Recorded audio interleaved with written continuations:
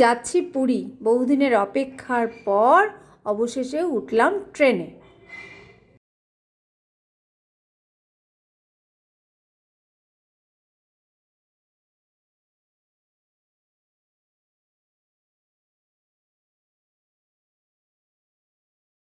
দেখতে দেখতে কেমন করে যে রাতটা কেটে গেল বুঝতেই পারলাম না।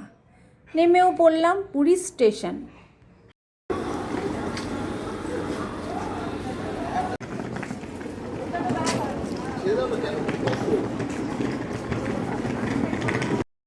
পুরী স্টেশনে নেমে আমরা উঠলাম অটোতে।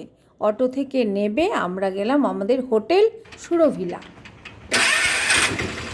হোটেলে লাগেজ রেখে ছুটলাম বিচে। সমুদ্র, দোকানপাট, লোকজন সমস্ত মিলেমিশে দেখতে দেখতে কেটে গেল দিনটা।